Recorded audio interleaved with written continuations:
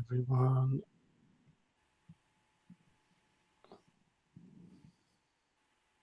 All right.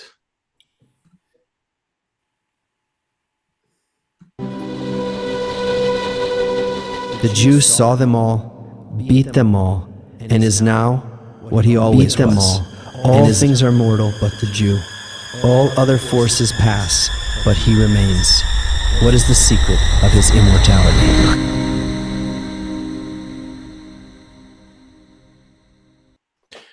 Hello, Seth. Hello, everyone. This is Jew Function live after a long hiatus of not being live. We decided to jump in and be live again. And we're very happy to be here. A lot has changed. I believe when we recorded the last episode, there was still the war, in Gaza was still officially on. Now it's formally off, whatever that means, we'll see. But as people who follow us know, we view world events a little differently, mostly in how they push us toward or away from what we believe to be our purpose here. And by we, I don't mean Seth and I. We base it on 3,000 years of recorded Jewish history, words of Jewish sages, and even findings from modern network science. They all point to the same thing. And if you want to know more about it, you can check out the first 22 episodes of this show, where we take the viewer through a chronological overview of Jewish history alongside world history. And we're looking at patterns that shape that appeared in Jewish history, and that helped us get a better sense of our role in the system and our place in it. Because when you look at things only from where you live, or you look only at one event, it's easy to ascribe different explanations to it and to get attached, maybe go politically, maybe go geographically, economically, go into all those places. But when you look at the really big picture, then suddenly a different picture emerges, and that's the one that we like to look at. And after those first 22 episodes, we also invite people here to talk about those ideas. And this is, I believe, Seth, correct me if I'm wrong, still we're the only ones who say those things and talk to people about those things in this way. So if you like what you hear, then please subscribe and leave a comment. We're not even asking for your money. Surprising twist, but just leave a comment and subscribe and share this conversation. I think it's one worth having. What did I want to say, Seth? Is there what's the feeling among the Jews in America these days? Are they warming up to Israel again, or is Israel still off limits? What? I think I'm a little bit siloed in my books. I am following like on the ground sources on X, for example, just trying to weed out news commentary and just see firsthand accounts of things, like everyone I think was paying attention yesterday in Times Square. They were showing Hamas. Oh, look at that. They were showing Hamas executing Palestinians. I think maybe people are paying attention to that, but also yesterday was this No Kings rally around the US. So I think that we're still very, very divided. I think very, very divided. I think even liberal Jews who support Jews also still against, if they hear about the peace plan, it's just Trump trying to make money, or it's just a business deal or whatever. I don't think that we've overcome this big divide that we were Well, I think the whole world is getting, is continuing on this trend of polarization, right? The center is just basically split into, you're going further right, further left, or in some cases you just do away with one side completely. I think that's the general trend around the world. And it's something that I don't want to say we foresaw that. Actually, wiser people than us foresaw that. They were talking about a time where the rift between people would be so huge that it would seem almost impossible to bridge. And at the same time, it's actually this kind of divide that allows you to create the best kind of peace, right? The wholeness that comes when you take two opposites that you don't think, how can these two fit? They're just opposites. And that's exactly when there's that perfect, right? That satisfying match happens under certain conditions. Seems so unrealistic. So are you saying you shouldn't get our hopes up, or maybe something will happen? I say I'm waiting for a miracle. Well, if you're dealing with miracles, we have just the person for it. And by that I mean that I think he's the only guest that has miraculously agreed to come on the show a third time. So I don't know Minor if it's miracle. it's a minor miracle right there. He's I got to hand it to him. He's a fascinating guy. First of all, just when we first had him on the show, he was very lively. We had a great conversation, and now after it's been a while since we had him, and now he's now the visiting professor of modern Jewish studies in Harvard Divinity School. An appointment that started, by the way, before the 7th. So it's not like, Harvard was looking for an interesting Jew with some unique views on Zionism to bring in. They started before that. But it is interesting that he was appointed because he does represent a very unique voice in Jewish thought. Everybody thinks he's great, but some people say, well, does he really represent all the Jews? And we want to talk to him today about his appointment to Harvard, but also the state of Jews in America, Jews in Israel, that relationship, Israel and the world, the diaspora. I have a long list of questions for him. Let's see how much we can squeeze into the time we have together. Please give a warm welcome to Professor Shaul Magid. Welcome, Shaul. Thank you, Leo. Thank you, Seth. Just one short correction. I'm not a visiting professor. I have a permanent position. I'm a professor of modern Jewish. So you're not visiting anymore. I'm not visiting anymore. No. Okay. So Harvard, and we had David Wolpe here on the show last year. He didn't have a lot of good things to say about Harvard at the time. Yeah, well, he was on the show right after he left. So he kind of he left Harvard.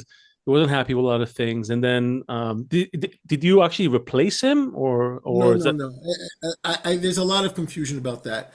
Okay. I was appointed at the Divinity School as a professor. David Wolpe was a one-year research fellow. He didn't have a position there. It was only a one-year position. He taught one course in the spring, I think. So his relationship with Harvard was a very, very temporary one.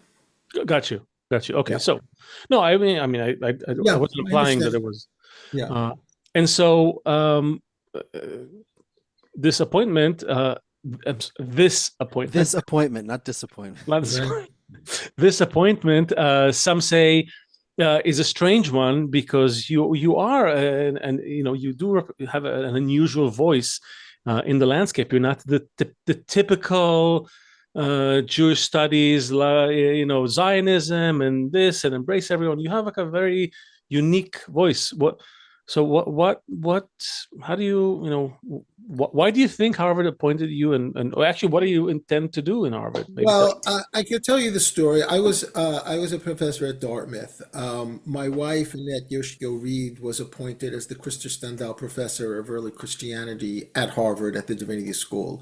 And they asked me if I would be willing to come for a year as a visiting professor, which I did. That was the year of October 7th. And then about halfway through that year, they asked if I would be willing to stay if they ran a very particular kind of search for me to get a permanent position, which I agreed to do.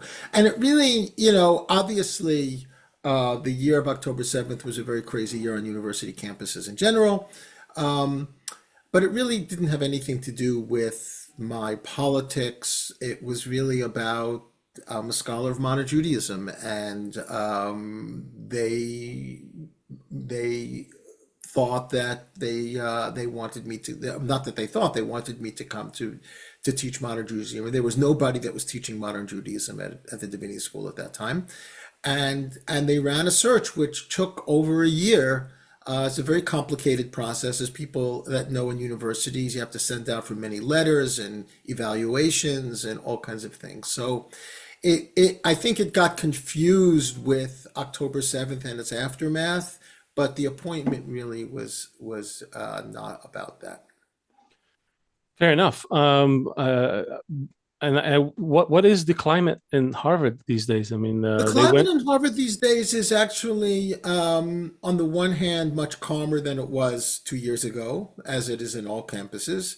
But I think the pressure that the university has gotten from the Trump administration has really caused a lot of cutbacks, a lot of limitations, a hiring freeze for the most part, not completely. I mean, I think that the university is trying to recalibrate itself in relationship to the pressures that's being put on by the administration. And Harvard has a very, very big endowment, as people know. I mean, it's a university that's older than the country itself.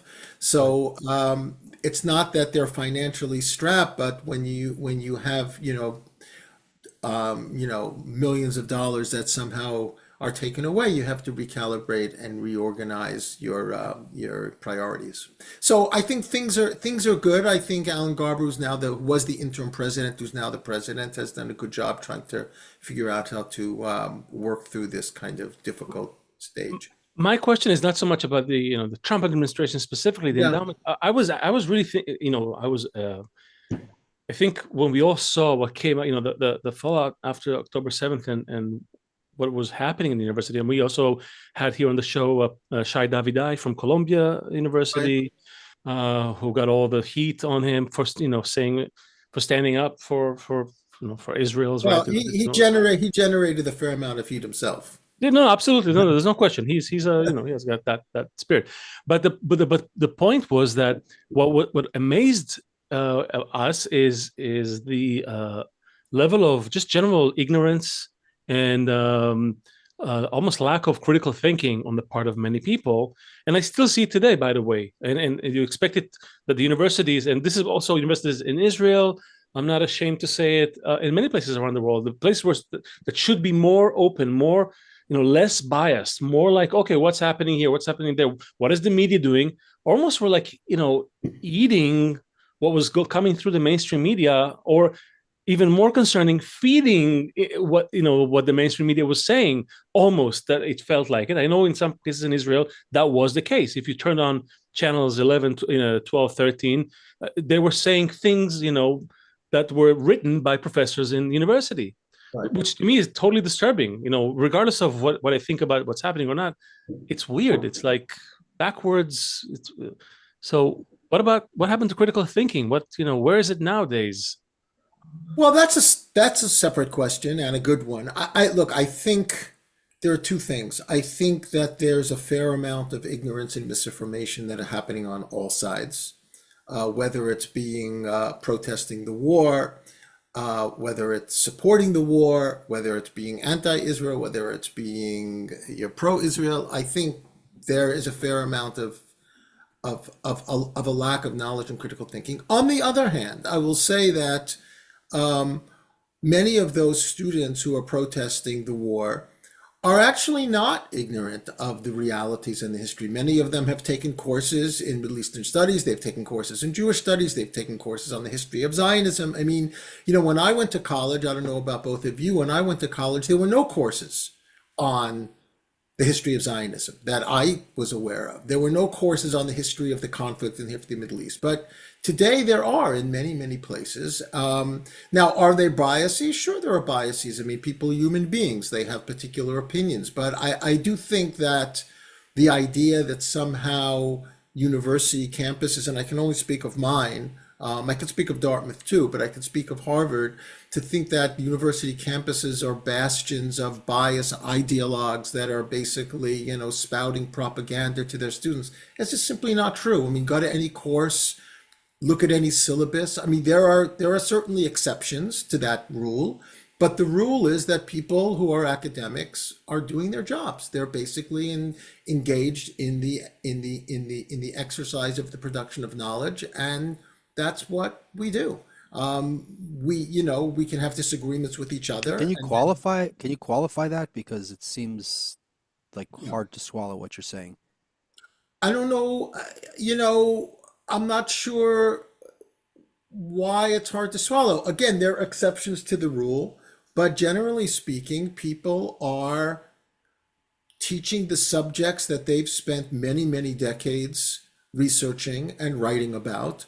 And one can have various kinds of views and opinions on that subject, if we're talking about this subject in particular, but we can talk about any subject, the history of racism, the history of capitalism, Marxism. I mean, there are many things out there in the world that people spend a lot of time and a lot of effort and a lot of energy researching and teaching and writing about. And to flatten it out to some bastion of some ideological agenda, I think it's really Well, a disservice you're to right. Well, the you're right. profession. I think maybe what's happening, and again, I haven't been to Harvard. I didn't go to Right, school right. at Harvard. Yeah, Uh, uh, uh, but the feeling that I'm getting, it's sort of like this may be a zeitgeist, maybe it's really just a feeling, is like there's a collective maybe confusion. Maybe it's not even an intentional, like, oh, let's go. It's almost like we're leading ourselves down a certain path, maybe a path that we want to think is true, or we wish would be true, and then we're creating structures to support it. And this applies to many areas of human endeavor. And this we are wrong in so many instances on so many things fundamentally, and yet we are so like wishing it weren't so. Even speaking about, for example, and again, this is not a political show, but just as an example, because it's a hot topic, the Oslo Accords and everything that was going on there. For 2 or 3 decades, everybody was really wishing this thing would be real, that they were willing to ignore and a whole chunk of reality to support it. And to, so it wasn't even out of malice. It was out of they really wanted this. Everybody really wanted peace, at any cost. And the cost was bloody. And right. so I'm asking if maybe you think that this applies to other areas of human studies, and that we are genuinely confused, or are you feeling kind of confident, like we're, knowledge acquisition, knowledge production is good. The machines are working well. Everybody's churning out the right amount of critical thinking and the research and everything, and we're going to figure it out. Do you I, feel? I, I I hear that. I mean, in some way, I wouldn't say it that way. Let's take a couple of examples, right there. Let's take the example, let's take two examples. Let's take the one example of systemic racism as a position within the United States, and take the other example of the question of genocide, right? So let's start with the second one. So genocide is a category of international law, right? And there are certain things that are criteria in order to constitute it. We kind of know what they are. Raphael Lemkin, who developed the idea, and then it became part of the Geneva Convention. Whether what's happening in Gaza is genocide or not is a legitimate scholarly intellectual question. Sure.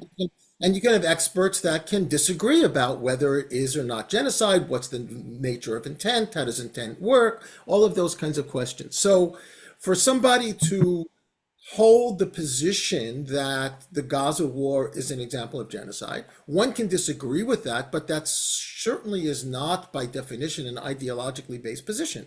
It's a position that is looking at the legal parameters of what constitutes genocide, international law, and making a decision whether this or that doesn't apply. You can make the same case about Myanmar, which is happening now. I mean, there's a genocide case in Myanmar in the International Court, right? So it's not that it's not that people are saying, oh, Israel is committing genocide in Gaza, and that's the only genocide that exists in the world, and that becomes the focal point of all genocide. Nobody's really saying that. Now you can come and say, Omar Bartov, who's a scholar, who's a genocide studies scholar, basically has come to the conclusion that it is, and there are other people that basically say that it's not. And those two positions can exist together, as in any scholarly subject or debate. You can take the same thing about systemic racism. Is the United States a systemically racist country or not? How does that work? How do you understand those kinds of questions? So that's what universities do. And to say that a university professor that has a particular viewpoint about systemic racism or capitalism or genocide is somehow engaged in some kind of propagandistic project to inculcate their students with a biased opinion. It's a misunderstanding of how universities work. No, you're right, and that's what I said. I wasn't implying it. I think Seth probably also. We're not implying that was the case. I was rather implying a more subtle point, that we're just very much confused, not just about this topic, but about a lot of other topics. And to what end is the purpose of each of these studies? Like, if we want to identify any one point, when we walk, we go, like one leg goes back, one leg goes forward. If you want to catch the leg while it's moving backwards and make a whole study about it and publish a lot of books about all this, about this going backwards, you miss the whole context of what's happening.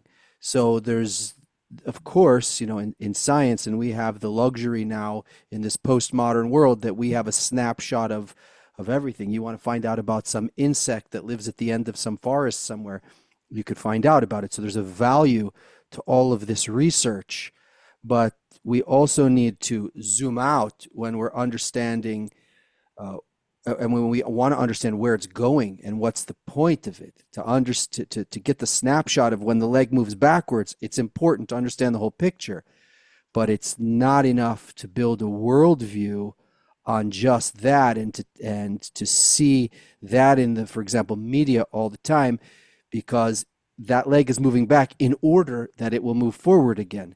And right. So I think that's for me, that's what I'm missing here is, like, what is the end of all of the, like, is the United States systemically racist? Well, did the United States end racism? End slavery? And is human evolution a very slow and gradual process?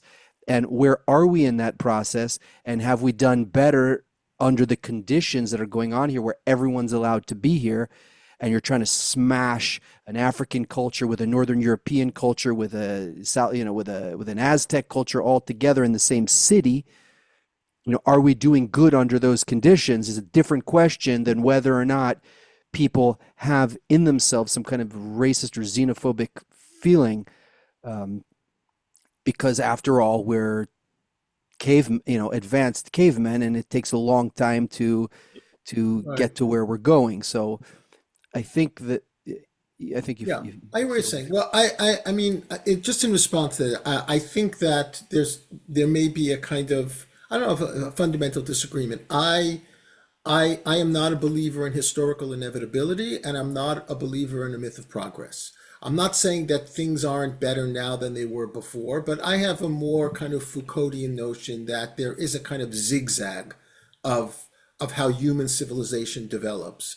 And yes, we don't have slavery anymore, but we have horribly racist incarceration laws. In other words, there are various ways in which the racism morphs over time.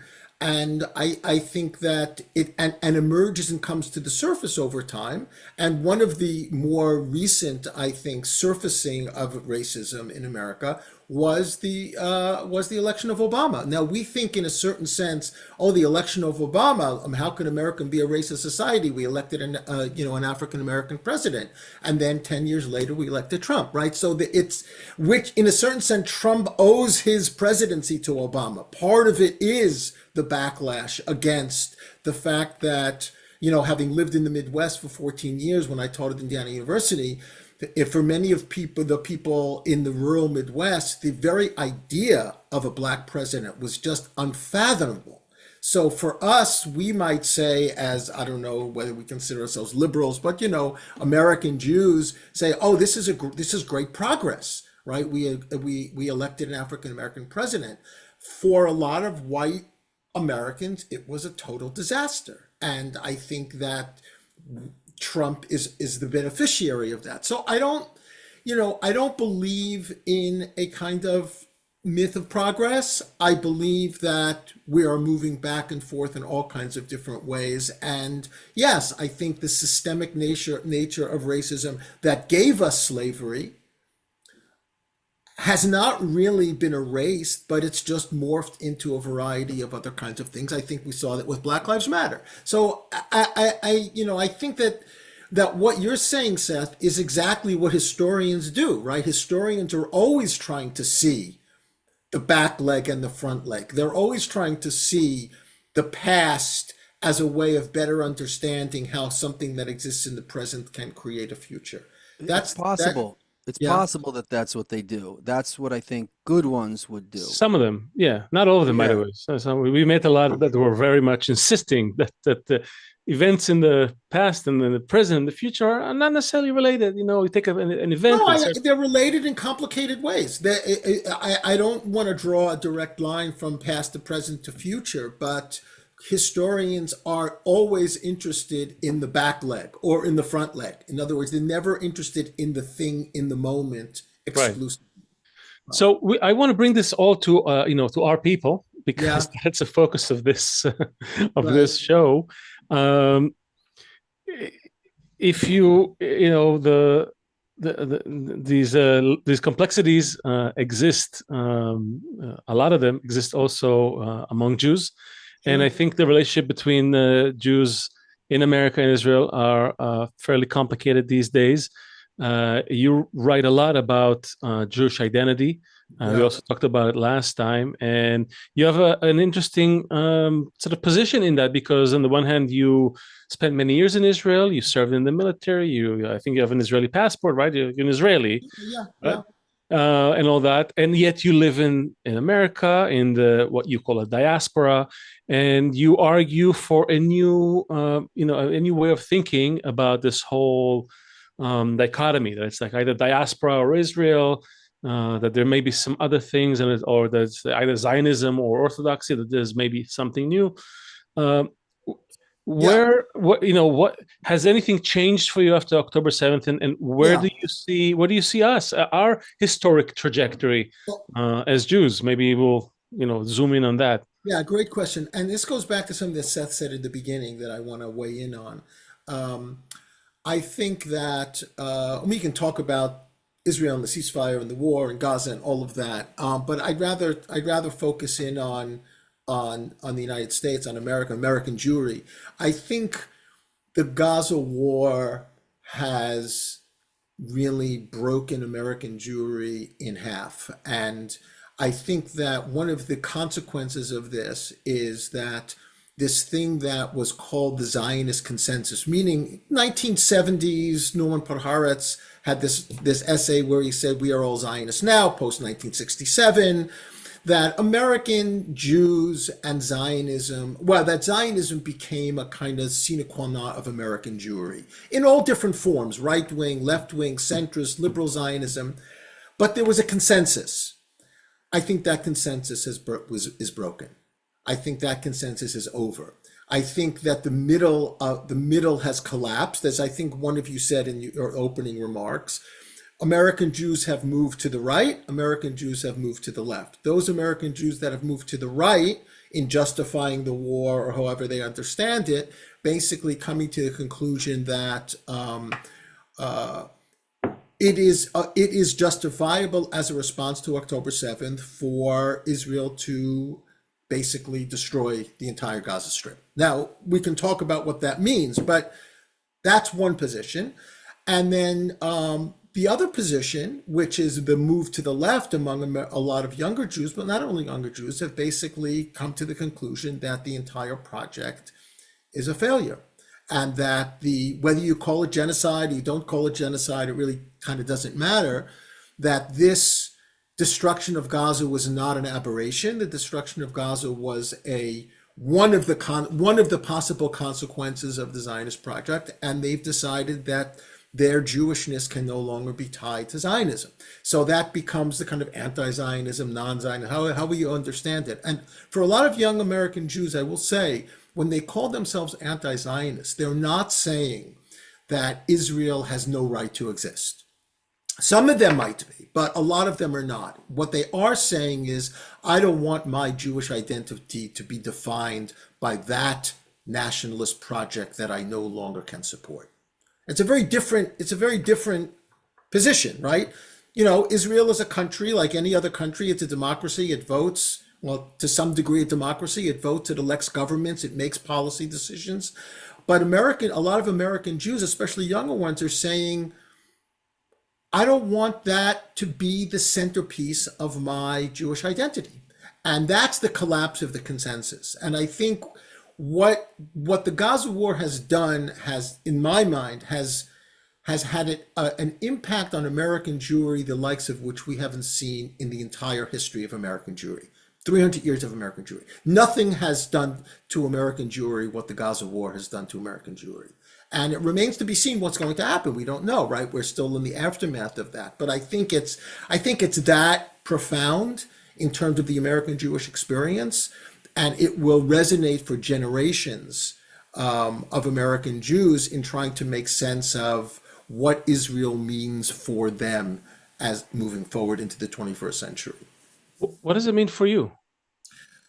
Look, for me, it's a little bit more complicated because, as you said, I lived in Israel for 10 years. I have an Israeli passport. I served in the IDF. I really, in a certain sense, personally abandoned Zionism sometime in the 1980s when I served in the army. It was the experience I had serving in the West Bank that brought me to the conclusion there's something like deeply, deeply problematic about this whole thing. And again, when you say, I'm sorry, just so we're clear, because maybe some viewers aren't clear. When you say this whole thing, you mean what? The fact that Jews should have the right to protect themselves, or that the idea of protecting? Hold on, the idea that protecting oneself or surviving means that you sort of reduce yourself to a level that you disagree with, or what does that mean? Maybe just say a few words on that, because maybe what I mean by is not that. What I mean by is the normalization of a culture of domination. And that's what the occupation is. It is dominating another people in order, as you said, right, in order to assure the safety of Israeli Jews, which of course did not work on October 7th, but we can talk about that. That for me to live as a Jew in the land of Israel, in a Jewish state, for me to do that, would be to require me to dominate and deny the self-realization and the self-determination of another people. I don't think that that's a project that's sustainable. So we have a very you're touching on a very important point here. And also, I think it goes back to what I was saying about the right leg, left leg, that we look, you look at the Maccabees, right? We can call them, if we don't really know too much about history, but we know enough, it's a righteous fight that they fought. But that same group eventually the Hasmoneans became very corrupted later, right? Same group. So at one point, they're the righteous ones. At another point, and it kind of goes to the thing that you said, that without Obama, we wouldn't have a Trump, right. And without Trump losing in 2020, he would never be as powerful as he was when he came into office this time, right? Mm. You're talking from a beautifully idealistic place. And I think we all, the three of us anyway, would say we don't want to dominate anybody. We want to live in a world and we want to be part of something that's ruled by love, ruled by understanding, ruled by concessions towards the people we love. And just say we want peace, just like your teacher Shlomi. We want peace. We want world peace. There's no question. The question is, how do you get there? Right? Is that what you want to ask, Seth?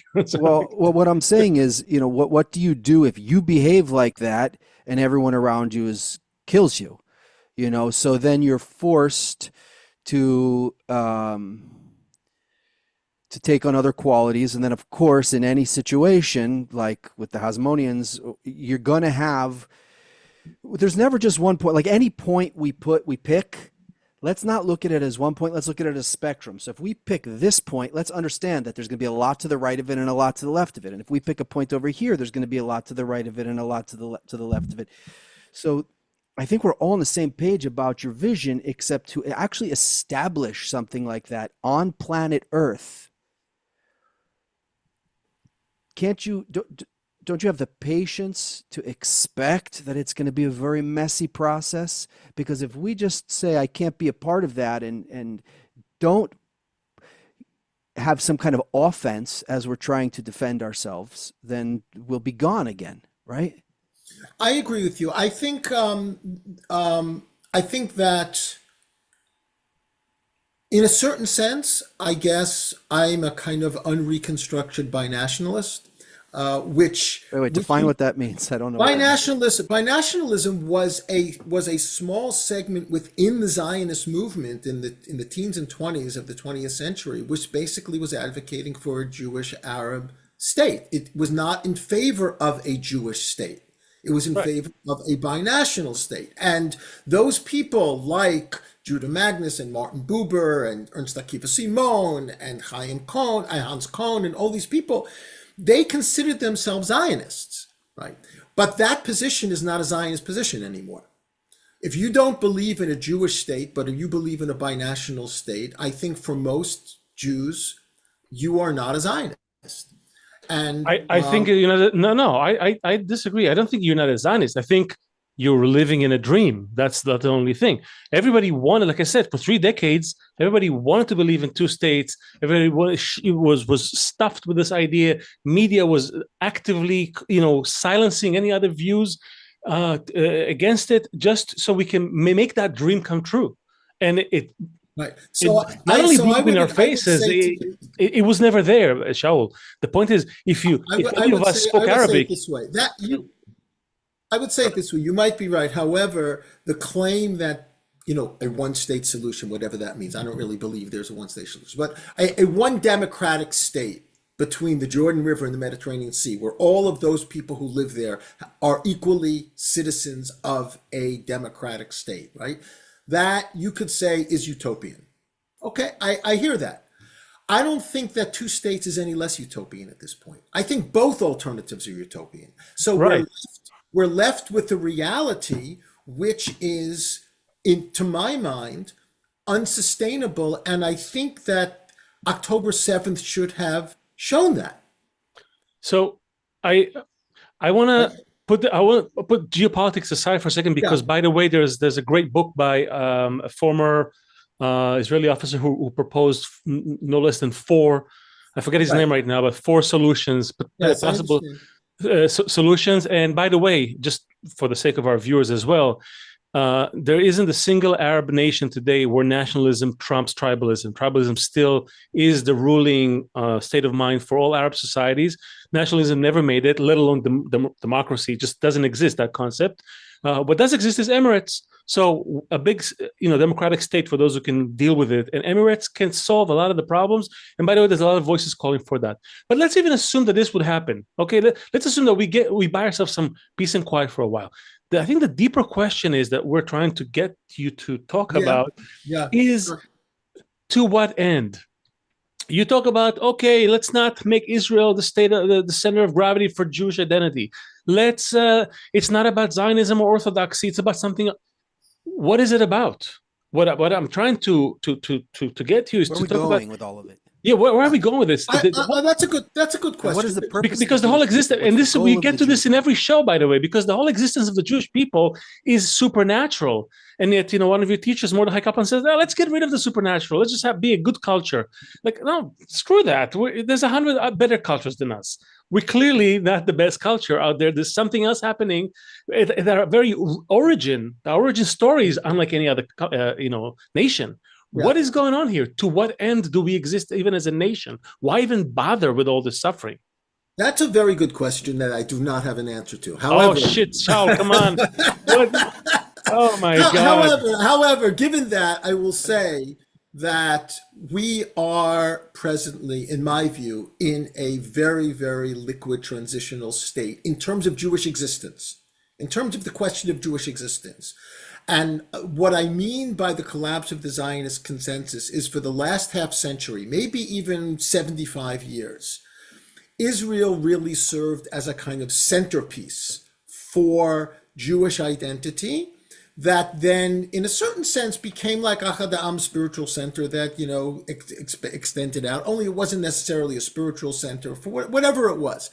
And I think that we are now witnessing a transitional period where that is no longer the case for a variety of reasons. Now, we can lament that, we can celebrate that, it really doesn't matter, because Jewish existence is always contingent upon Jews creating for themselves different architects, a different kind of architecture of identity and practice and belief throughout Jewish history.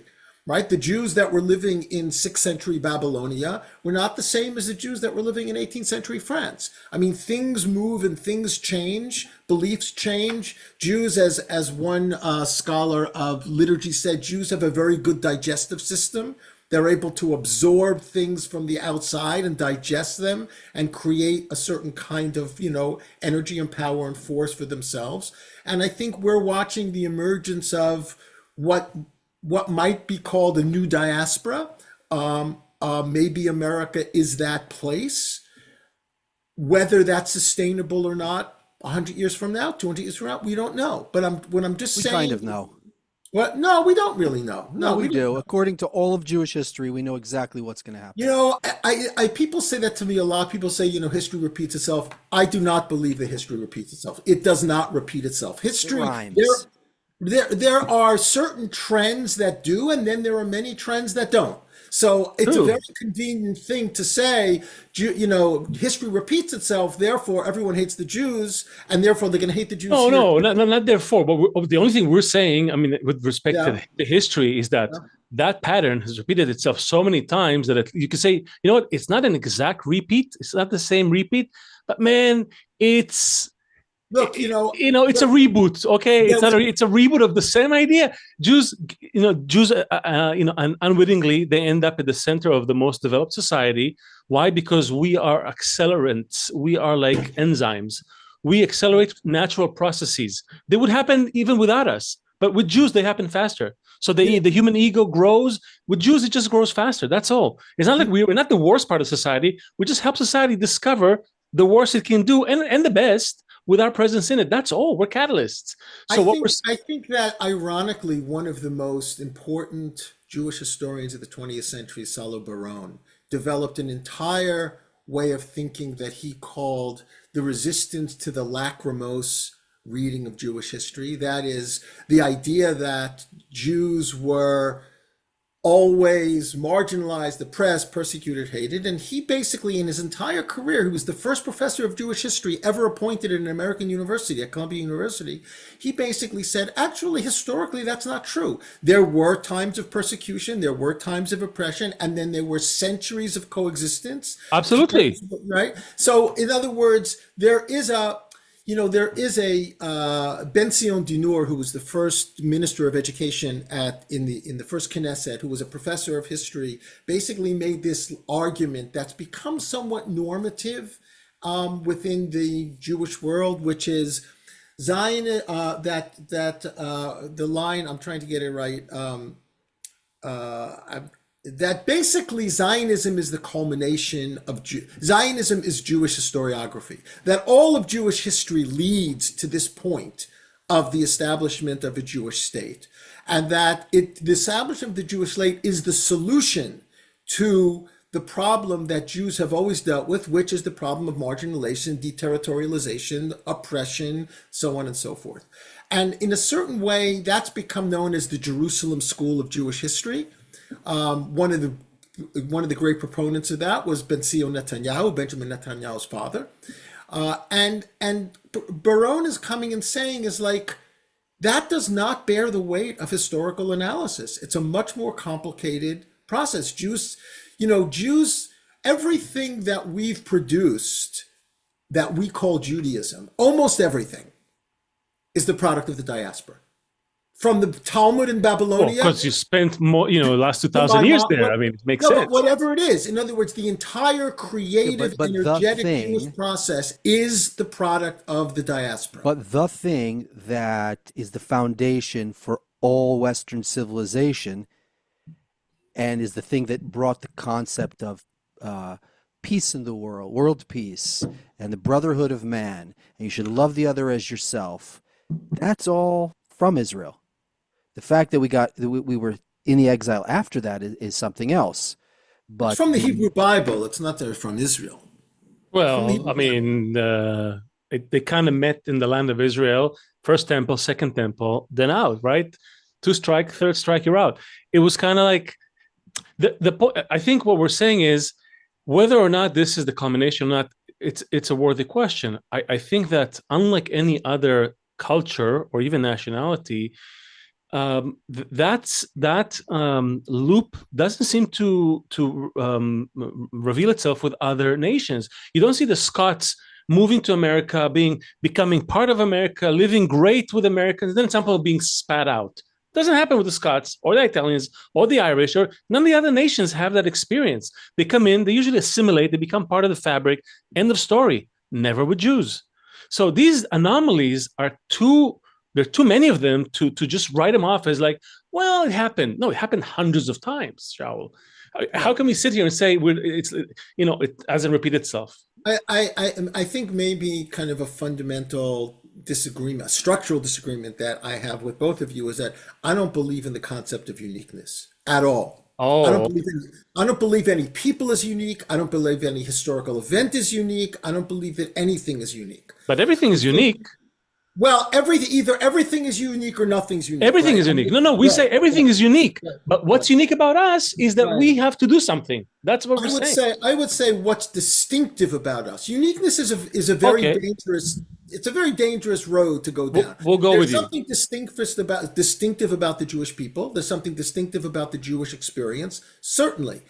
But that's not a unique experience. There are other experiences of other peoples that have their own distinctive qualities. And remember, when we talk about, human history, we're very Western centric. We don't think about what was going on in other parts of the globe, in the Asian subcontinent, in China, in different parts of the world where there were all kinds of other peoples that were marginalized and persecuted and exiled. But few had such an impact as the Jews. You can't argue against it, unfortunately. But you know what the irony is here? I agree with you in principle.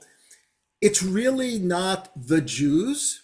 It's a group of Jews who interpreted Judaism in a particular way, and those people are actually called Christians. So you're saying it's the Christians and the Jews that had the impact?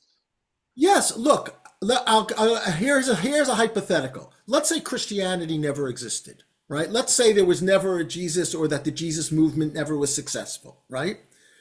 Would the Jews have had any impact on history? No, I will flip the question. I will say, let's assume precisely that the Christianity and Islam are both two sides of something that has to do with Judaism. They both emerged as a reaction or counter-reaction or an expansion of the same ideas because the system of nature needed to disseminate those ideas outwardly. And it's great. Why do you need to do, So when I'm saying, when you talk about the Jews or the unique contribution of the Jews, you have to see it within the context of these two refractions of the biblical tradition. For sure. The question I'm asking is, what is it now? because again, I want to lead us there because Not only that, that's a good what's our question. goal? Right.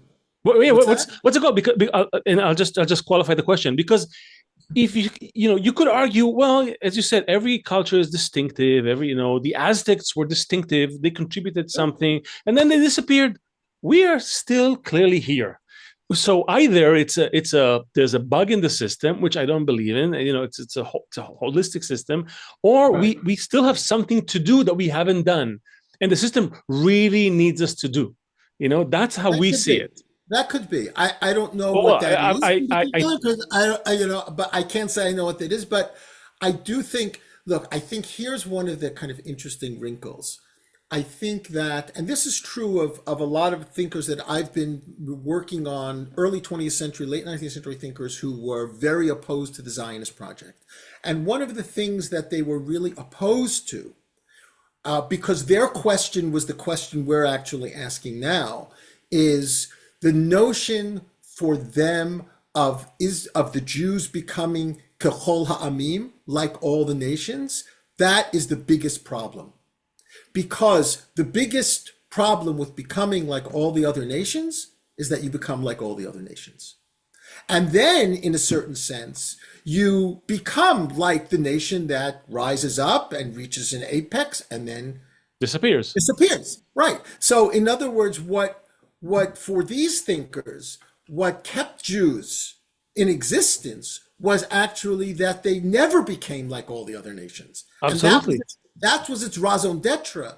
And for them, Zionism was, in a certain sense, falling into the pit of European nationalism, whereby the Jews will become like everybody else. So I'll give you an example. Martin Buber says the real beginning of the descent of ancient Israel society was in 1 Samuel 8, when the Jews said, give us a king so we can build the nations. Buber says that's the end.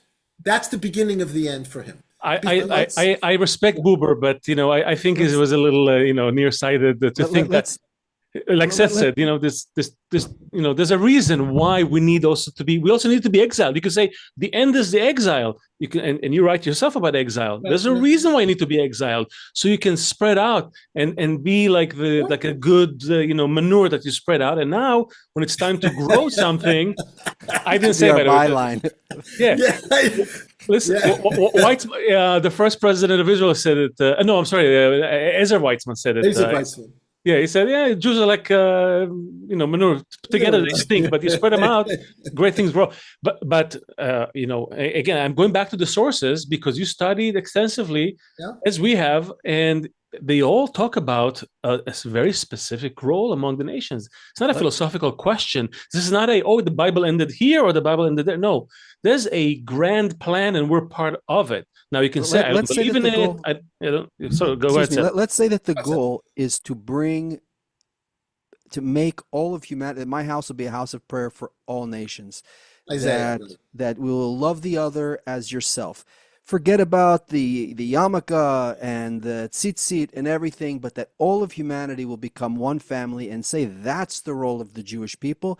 And let's say also that the Jewish people operate like, for example, 10 Sefirot or 12 tribes, or however you want to call it. And you're going to have one that's very much mercy, and one that's very much judgment, right? Like the 12 tribes. One's going to be the warriors, and one's going to study, and one's going to be business. And we can stop siloing the Jewish people, but understand that, okay, I'm Shaul Magid. I'm on the right side. I'm more about mercy. I'm more about understanding and wisdom. I need the other side as well, just like in the body, right? I have killer cells. I've got what are the cells that everything is made out of? Stem cells. All different kinds of things inside of me. Here's where I am in the system. I understand all the other parts of the system, but I also understand that we're moving towards this one goal, which is the brotherhood of man, which is love the other as yourself. If we don't at least share that goal, it's such a clumsy process forward. I totally agree with you. And so I totally agree with you. And I think that one of the great contributions that the Jews have made to human civilization is being able to hold together the complex and fragile relationship between the particular and the universal. I get that. I mean, that in a certain sense that's its raison d'etre in a way. It was able to actually understand the concept of peoplehood, or I don't like the term peoplehood, or, the Jewish people that has this universal goal. And you're right, to some extent, Christianity focuses on the universality, or at least in principle, and at the expense of the particularity. So, but here, in a certain sense, is why I think the Zionist project problematizes that, because states are not universal. By definition, states are not universal. So that what happens when you have a state and you have borders and you have power is that the particularity that is sometimes expressed through survival, through protecting your citizens, comes at the expense of the universal. And if that universal is abandoned, the distinctive quality of the Jews disappears. Great point. I want to counter that. I want to counter, because this is great. What if, and you argue yourself as also in this conversation, you said, well, we're reaching the end of an era. Yeah. What if indeed the arrival of the state of Israel, because it could have arrived 500 years ago, during the peak of colonial expansion, or, maybe before that or after that. And yet it arrived just now at the peak of human egoism, where all the nations are already there and everybody's fighting. Now you have also Israel in the mix. Like everybody's dealing with problems. We're not the only nation facing problems and facing the same existential threats you mentioned. In fact, we are like all the other nations by being also a nation, by not remaining a diaspora, but by becoming a nation, suffering the dangers of that.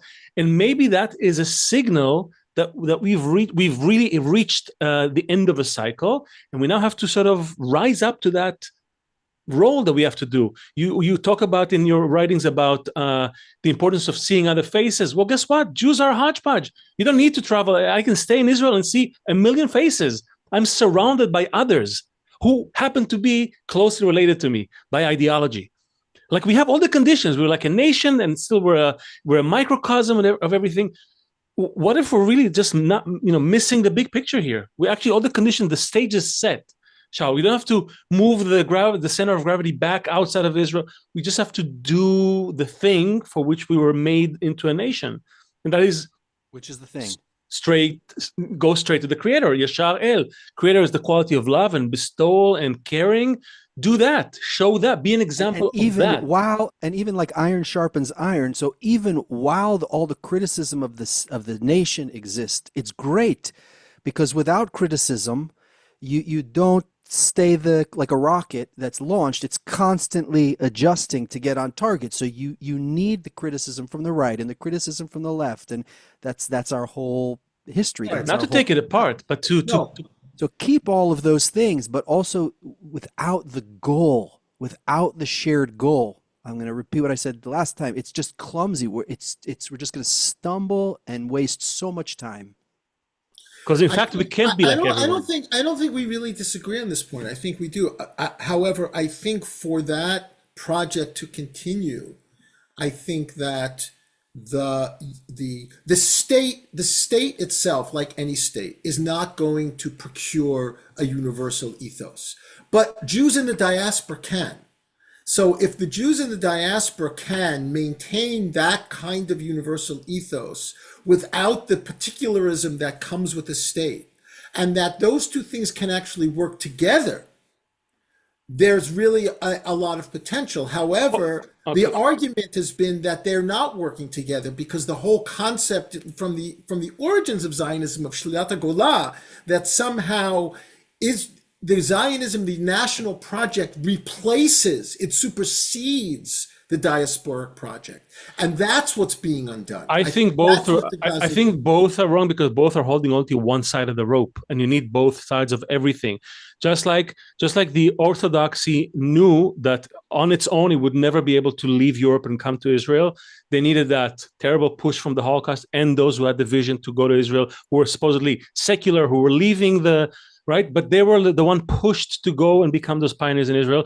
And now you have Israel, you have the Israeli project, the Zionist project, whatever you want to call it, and they have the diaspora. Those two opposites need to coexist. And in fact, I'll go a step further. Even within those two camps, there's still a great deal of animosity and separation. Like we ourselves, even if you, Shaul, I guarantee, even if you eliminated the state of Israel tomorrow, you close it down, UN would pass a resolution, no more, all just becomes, go back to the diaspora, you would still not get, you'll get back to the state of Europe before the war.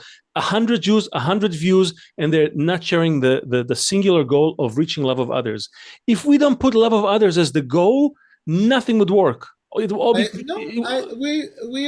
We're in agreement. I mean, in a really interesting interview, if your listeners have not heard, that Ismar Shoresh did with Peter Beinart on his Substack. Ismar Shoresh was the one-time chancellor of the Jewish Theological Seminary for 13 years, a scholar of German Jewry, not a lefty, not a woke person, 89 years old, very much a centrist, very much a Zionist. And he said, hold on, who did he, just so that everyone can know, who did he do the interview with? Peter Beinart, on Peter Beinart's Substack. He did the interview with Beinart, and it was a very short interview, 8 minutes, 8 or 9 minutes, I think. And he basically said, first of all, he defined the Gaza war as a Chil Hashem. He defined it as a desecration of God's name. He didn't call it genocide. He called it a Chil Hashem. It's very interesting in terms of the language that he chose. And he said that we Jews have forgotten the prophets. We have to go back and read the prophets. And there was something that was really quite powerful about that, because one of the things that, and now I'm extrapolating on what he said, one of the things about the prophets is that the prophets really were anarchists. They were anti-state. They were critics of the Jewish state. They were critics of the militarism and critics of the power. And in a certain sense, they worked with the king, right? The prophet, the king had a prophet, and the prophet was always an imminent critic of the king. And what Shoresh is suggesting is that we've forgotten that universal ethos that's embedded in the prophets. Now, the prophets are very complicated, obviously, but we've kind of become Bar Kokhba Jews, that we're really interested, we think that force will solve a problem. We think that militarism will give us security or will give us a sense of well-being.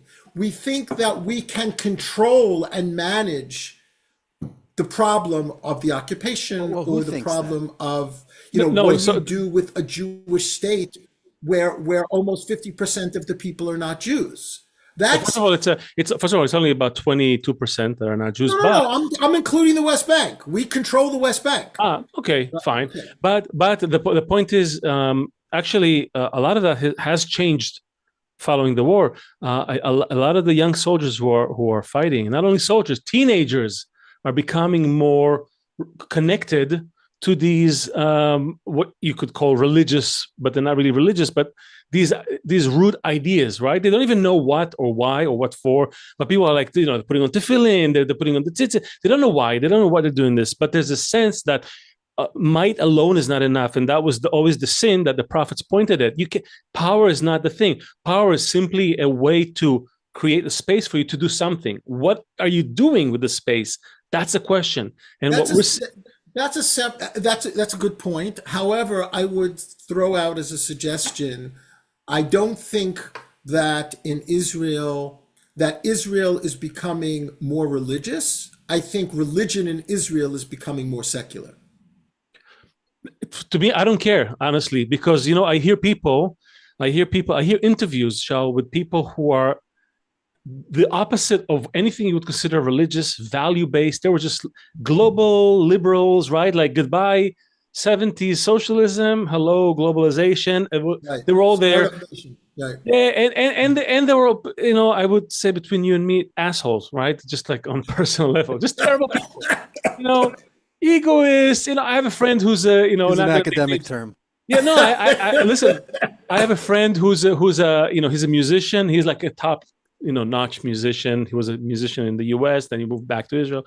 He plays with everyone, and he spends hours in a van going from And and he tells me the stories that he hears from some people that you would think like, oh, these people, they sing about together and this and that, but they're like just terrible people.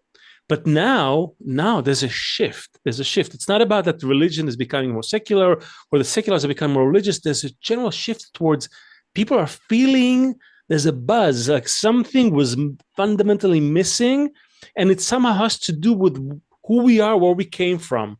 It's not about losing this, as you said, it's something new, but it's not new in the sense that, oh, it's new, we'll invent some new, I'll eat pork, but it's going to be fried on a weekday. So it's new in the sense that it's a new revelation, I think, of something that was buried, almost forgotten about who we are, both by the religious and by the secular. That's why it's new. Also, it feels new, but it's not new. Like it never existed. Feelings erupt in a person also.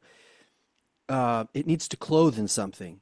So, okay, I'll put on tefillin, all right? Or, oh, I'll do something because it's just a feeling otherwise. So what has to happen is there has to be some way to clothe this. There needs to be some mechanism where it's, you understand what I'm saying? Like when the feeling erupts inside of you, you need to clothe it in something, right? I'm going to become vegetarian. I'm going to start putting on tefillin. We need to find a way to clothe. We need to find a way that everyone can clothe these in a way that expands. Is Israel becoming more religious? No, you said what'd you say? The second. I said I don't think Israel is becoming more religious. I think religion in Israel is becoming more secular, and I can explain what I mean by that. Yeah. Go ahead. So that this clothing now becomes more integrated into the world. There has to be a new kind of clothing that happens. Like when you have a new baby in the family, you have to take on new forms of what love means.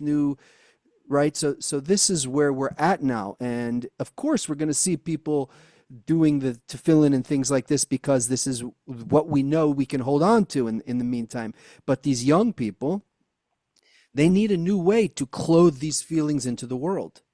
Yes, and I think that if we want to go, front foot, back foot, I think the reason for that is that there was an ideological vacuum that was created in Israel in the 1970s with the demise of socialism. Correct. Where socialism provided that for Israelis in the 50s land and 60s, and do all these things. Right? The kibbutz movement was the spine. Once you get into startup nation, globalization, when Israel becomes that kind of technocratic country, there's no ideological center that's going to hold the community together. So, these people, they have houses in Krashmayahu and then in Paris and in Palo Alto. They become globalized people, right? So religion is filling that vacuum. But interestingly, it's actually a lot of those the tech people were the ones resisting a lot of this. They were also resisting the war and the policies of the government and all that. It's actually the young people who are a bit more open, as Seth said. Something was more open about them. They were neither the product of kibbutzim socialism, nor did they see their future in a startup nation. They were really feeling that something else was calling them, and they could feel that in that embrace of the people. That feeling of the war was very palpable for people who were here. I think Jews in America are missing out a little bit if they haven't come here during these last 2 years. They have an incomplete picture of what's happening here. It's like a boot camp in Judaism. In a way, like you want to still live in New Jersey, that's fine, but you have to. It's like, in a way, it kind of goes against what you're saying. I'm sorry. Even we need that leg in the diaspora to continue to balance the leg that's doing the Zionist project. Fine, but you need. You have to, suckle on the same tit. There's just you have to feel, that source has to be there. And that source is not, by the way, it's not us, not the people. There's really an upper force that's trying to reveal itself in the world. And we need to help it out. So let me give you a diaspora corollary to what you're saying. in the 1960s, during the time of the New Left, when there were all these anti-war demonstrations and taking over Columbia campus, the Columbia University campus, and many people in the New Left were Jews that were involved in the New Left. There were no Pesach Siddharim at the Columbia protest in 1968, right? Because the New Left Jews were secular Jews. They were first generation, second generation secular Jews. What's happening now is you're having Kabbalat Shabbat at the campus protests. You're having Siddurim at the campus protests. In other words, the new generation of diaspora Jews are also becoming ritualized. They're also taking on Judaism as an expression of their pro-Palestinian Are they changing the Siddur? Are they changing everything to? They're doing what they're doing. They're doing what Jews always did. I mean, there are Siddurim the Siddur is a very interesting phenomenon that's developed over many, many centuries. So yes, they are engaging in experimental Jewish ritual projects that is for them an expression of their Jewish religiosity. Now, which is fine. We power to people. What we're after. When it's all said and done, and this is what we're doing, the Jew function and everything, is that we, unlike some, we do believe in you can call it supernatural, you can call it, I think it's supernatural, right? Not supernatural. I think it's totally natural that there is a governing law, like in any closed system. You can call it whatever you want. You can call it the creator. You can call it nature. It doesn't matter. There are laws, and we operate under those laws. And those laws are moving all of this in a certain direction. Now you can resist it. You can deny it because I don't agree. I don't like it. We had a guest who I don't want to be the guy who needs to lead humanity out of the darkness. I just want to be, he's like, everyday Jewishness. I like that. I'm like, okay, we hear you. We also love to be everyday Jews. But what can you do? The system needs something. If the system needs something, if the body needs hormones, the few cells to go and switch the body, start puberty and get you into the next level of life, you need it. There's no way around it. So I think that what we're after is getting people to consider that there is a deeper role, call it natural or supernatural or whatever, but there is something, and it's written in our sources. They talk about it. Everybody talks about it. You talk about it also in some places. It's there. The question is, are we, ready, you think, to really study it and try to apply it? Or are we just going to treat it as a good philosophical idea? It's nice to have. It's a good conversation piece. It's a good, I want world peace and togetherness, but am I willing to actually figure out how to do it? What's stopping us from getting there? Or are we just going to talk about it philosophically on campus? Or are we actually going to do it? I think it's very interesting. I think that listening to you, I think that, yes, of course, what you're saying is written in the tradition in many, many different kinds of ways. And I think there's a difference between saying, I am going to live my life as a Jew, as if that is the case, and saying that is actually the truth. I don't know whether that's the truth or not. I don't know whether this idea that the Jews have some kind of special function, I don't know whether that's true. I have to remain agnostic about that. I can say that there is a very powerful force in that can drive a people to do incredible things, right? Now, whether ultimately it's true metaphysically or cosmologically, I don't know. I think it's a very powerful force to motivate a people towards greatness. And I think that the Jews have done that in many, many ways. I think that part of the frame of doing that is that they were always not tethered by the political in the way that we are now. I think that the state, and it's very interesting because Gershom Scholem has this line in his interview with Muki Tzur where he says that Zionism was about ending, something like this. I think I'm getting it right. Zionism was about the culmination of exile, and the non-Zionist knew more than the Zionist how precarious an idea that was, or something like that, right? In other words, the early Zionists recognized This idea of becoming a nation state, of becoming a political entity, poses incredibly difficult challenges for the Jewish experience. Now, it could be that it was necessary, Europe fell apart, Hitler came to power, all of the things happened, right? But the precariousness of it, I think the early Zionists understood that much better than we do. Perhaps there's no question. I think you also like, you quote Eliezer Schweid in your writings as well. Right. Yeah, he was yeah. a great guy. My friend has one of the last interviews with him, by the way. Yeah, he was a teacher of mine. Yeah. So I'm going to send you, a friend of mine made a film during the social unrest around 2012. He went in a trailer. He put his family in an RV and drove around Israel to ask people, what do we need to do to live here together as a family, right? Yeah. And he talked to people, car mechanics from Yerucham to Eliezer Schweid, and people who established the kibbutzim, and everybody. And the talk with Schweid is a powerful. And the guy was like, he's like and one of the things that he says, and I'm also paraphrasing. It seems like we're all today paraphrasing, and that's okay. It was like the Israeli nation. People, the big mistake that people do is to think that something is always the end of something, but it's like the Israeli nation, the Israeli people, who is about becoming. It's always about becoming a people. It's a process of becoming, and that's what we're.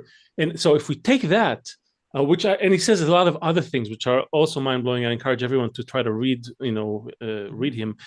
But if you take everything, if you take that the story, the biblical story, which is almost like a manual, if you detach it from the historic and geographic place and you look at it as a manual for becoming, it's moving in a direction. And if you look at our history, it's moving in a direction.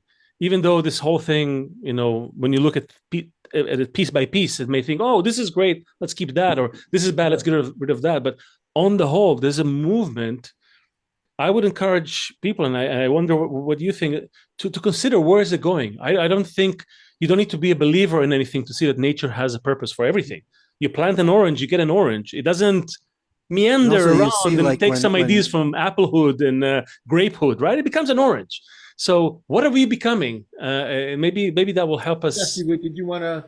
I was going to say that when you see Joseph's brothers sell him into slavery, if you make your whole thesis about that, it's a big problem. If you see where that led, it's a whole, oh, now I understand why that happened. You also have a situation where Jacob blesses Pharaoh. Wait, Jacob blesses Pharaoh? Isn't Pharaoh the guy, right? Like, there's so many complex things that we really need to, and when your question before, I don't remember exactly what you said, I paraphrase you.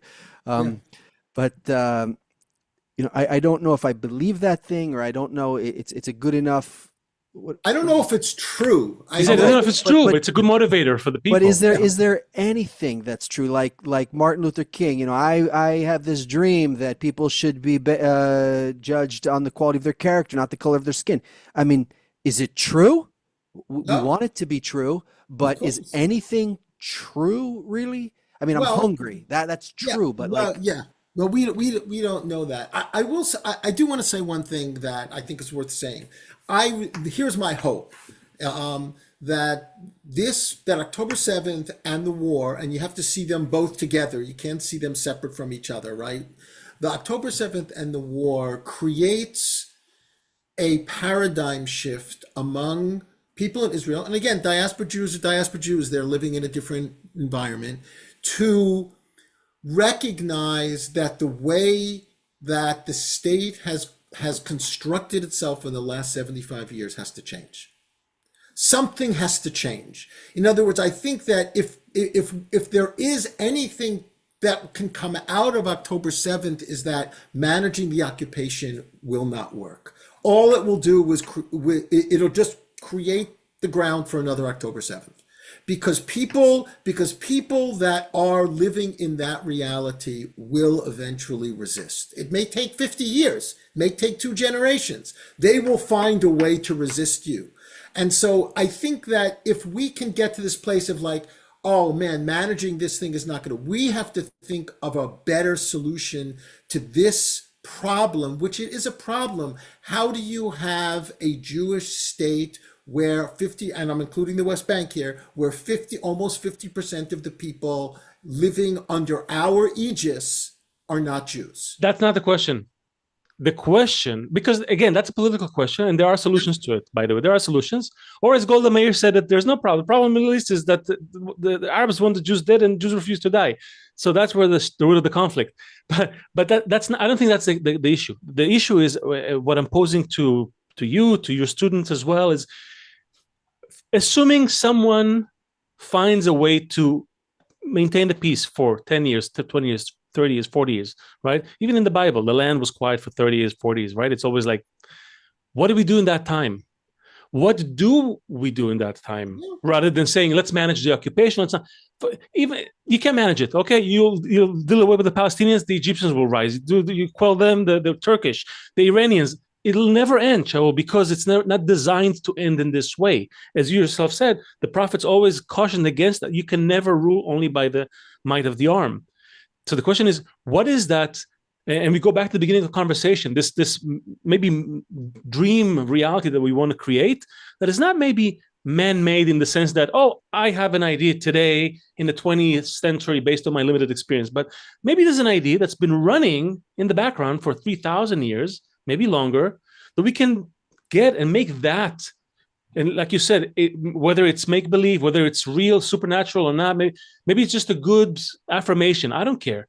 But maybe for 3,000 years, there's an idea that's better than all the political ideas, all the geopolitical, philosophical, something that we could say, this is what it means to be Jewish, and let's do it because it will really raise us from this, this crazy, duality. So, it's funny, throughout the entire conversation, we've skirted around the language of messianism. I don't think we've used that term once, right? No, we have not. You just ruined broke the streak. So I think that there is an idea, certainly among Zionists, Rav Kook is one of them, but many others, that this is the unfolding of the Messianic era. The Jews returning to the land of Israel, restoration, the establishment of a state. Okay, set the temple aside for now. That this is actually the re-particularization and the re-politicization of a Jewish state is part of the unfolding of the Messianic idea.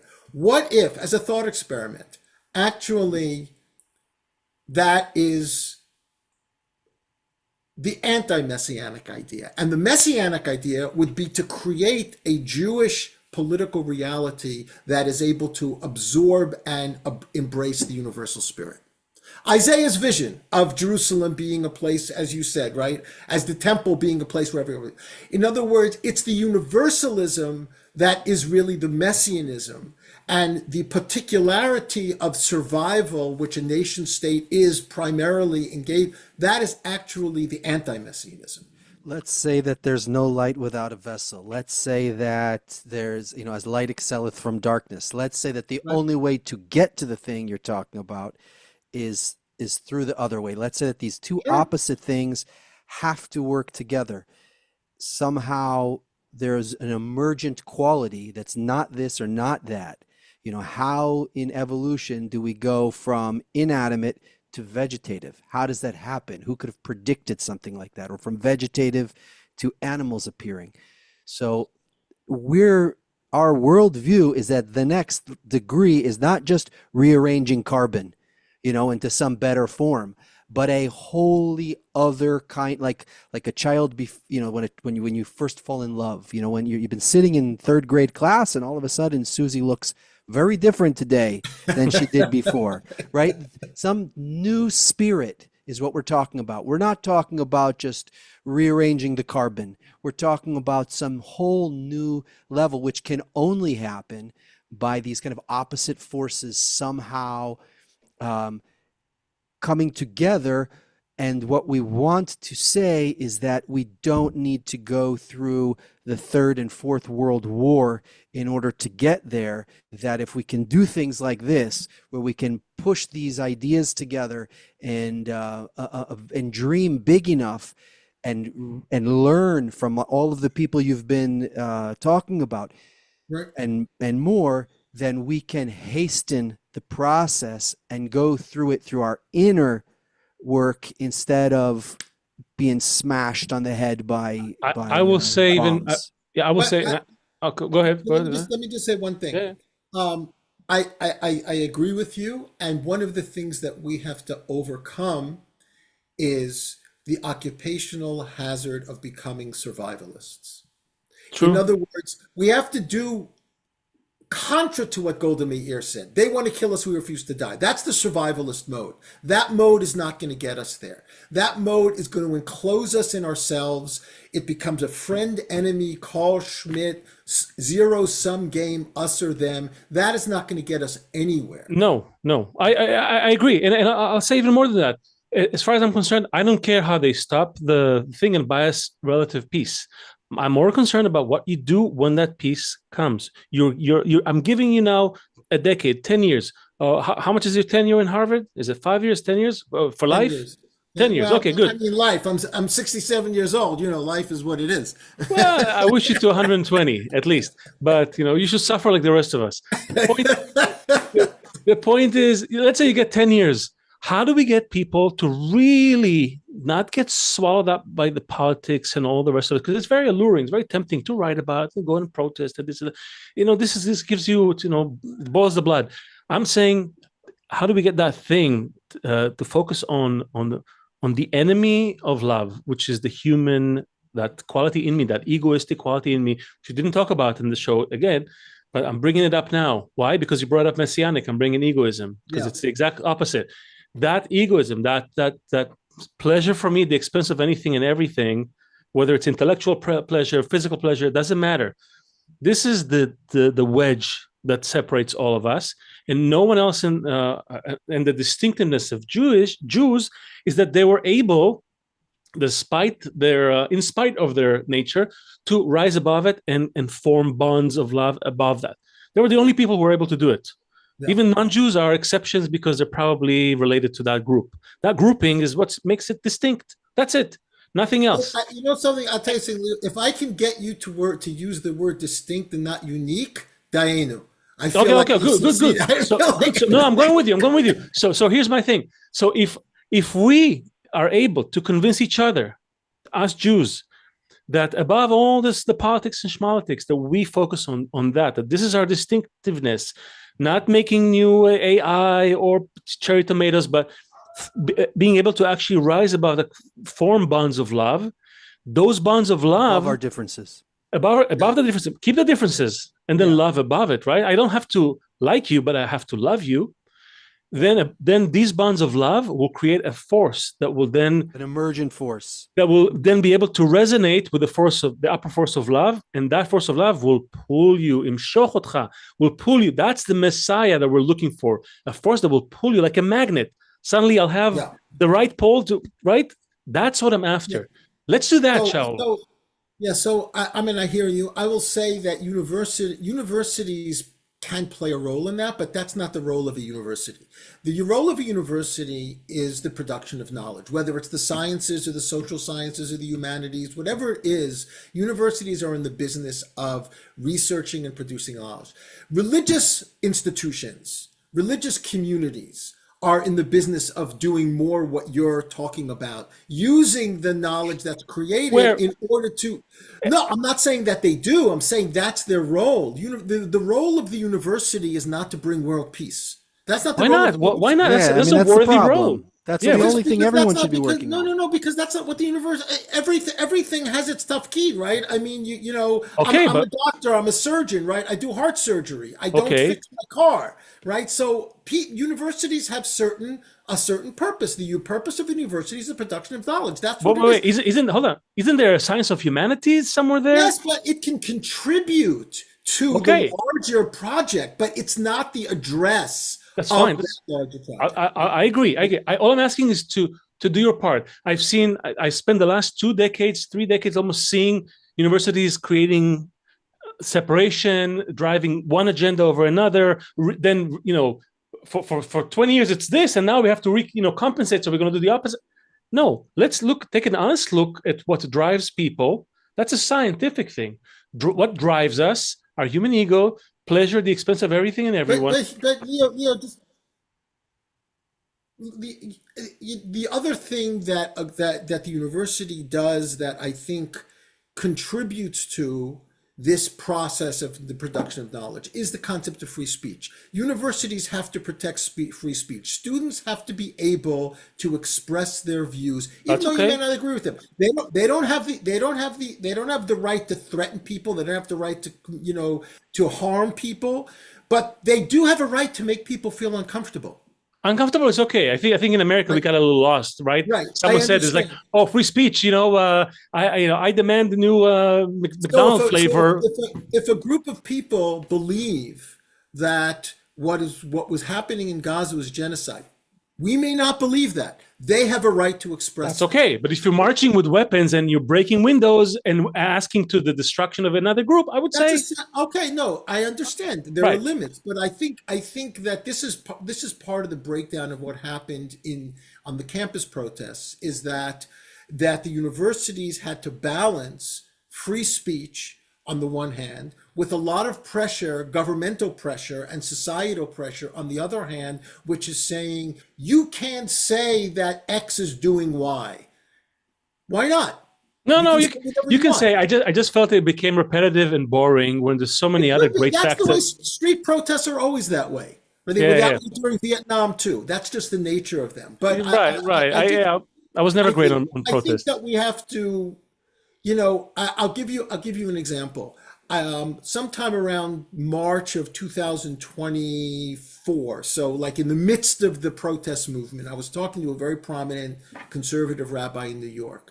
And I said to him, how do you think American Jews are going to deal with this war? How do you think they're going to deal with what they're seeing on their computer screens, right? He said, I think they're just going to turn to anti-Semitism. That's going to be their deflect. That's going to be the way of not dealing with the war, is they're going to turn to the protest movements on campuses and say this is anti-Semitic, and that's where all of the energy is going to go. And he was absolutely right. He was absolutely right.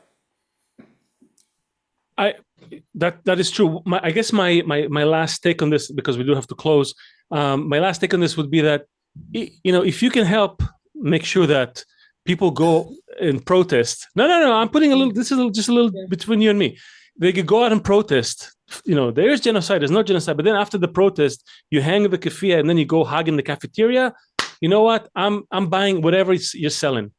Let people express what they think and then practice love. Well, I want to see that. I'll give you an example. So I taught a course called, it had nothing to do, this was obviously scheduled before October 7th. I taught a course called Exile, Diaspora, and Trauma in the Jewish Imagination. That was the name of the course, right? In that class, I had Shabbos Kestenbaum, who you may know, right? Of Shabbos Kestenbaum fame, and Jewish students with keffiyehs who were out in the campus protest, in the classroom together, arguing respectfully, disagreeing, working through the material, doing what universities do best, taking people with different views and putting them in a room together and hammering it out. Now, I don't know whether they went and had coffee together afterward, but they certainly sat in the same classroom together. So I'm saying, so now we have a goal. Now aim for coffee together later. That's it. Okay. That's good. Listen, Shaul, I put a quote. I know you. I mean, you have maybe mixed feelings about Rav Kook, but I put a quote from Rav Kook in the chat. Okay. We could do another whole thing on Rav Kook. I have a lot to say about Rav Kook. I know. I'm sure. And I wanted to talk to you about Kahane. There's a lot we didn't touch on, but it's a great quote. Do us the honor of reading it to our listeners, and then we'll close. If you have anything to say, Okay. So the quote is as follows. I'm sorry. I'm sorry. This is not Cook. I'm sorry. It's the Baal Sulam. Yeah. Why? Where's Rav Kook? How did he get in? I'm sorry. It's Baal Sulam. Forget Rav Kook. His name just got mixed into this. So it was another quote I had. Okay. I'm just reading now. Only when the Torah is exercised in Israel will complete peace and faithful love come, and the pure feeling of recognizing the brotherhood between people will develop. When that development is completed within us, as a degree that merits being a role model to many, all the nations will recognize it and the blessing of peace will begin to dwell in the world. Very nice. Can I add my very, very, very short footnote? Sure. Bala Sulam was a Marxist. Some people say that. Well, I think it's pretty clear that he was. He will say that he will say that if you said it, it means you haven't read all his writings, because Marx only stopped at the destruction of what was, but there's no real understanding of the method of how to really work with the human ego. I think he also said that you can have communism or whatever that means after everybody loves each other. You can't. He talks in this article here, The Nation, that if you try and do it before everyone loves each other, you're going to need bayonets in order to enforce it. Exactly. So if everyone loves each other, then communism is great. Yeah, like in a family. Also, and by the way, Rev Kook really was actually a socialist as well. I mean, of course. In the same vein. Right? He was great also at balancing all these oppositions. He was great. We'll do a show about Rav Kook later. Anyway, it's always great to talk to you guys. Same here. I told Seth it's going to be it's going to be great. A lot of yelling and then a hug at the end. That's just the way we like it. We can have virtual coffee together. Yeah. Professor Magid. No, you know what? Now that you're in Harvard, I think maybe Seth and I will come visit. How about that? That sounds good. Good, and you just get an auditorium of people to listen to us for a while. And I will do that. Thanks. Professor Magid, what an amazing honor! You're the first one to come here for the third time. So either something is wrong about you or something is. It's one of those SNL hosting things, like you're a third timer. It's true. So really, thank you. Good luck on your position at Harvard. And continue to challenge the mainstream. I think we need it with such grace and humility and a good spirit. This is really what we should be exporting to the world. And we'll see everyone here next week. We should have we'll have another live next Sunday, and we'll see you all. So that's the Jew Function. Comment, subscribe, please. That helps us spread the conversation, and thank you, everyone. Amen. Bye. Bye.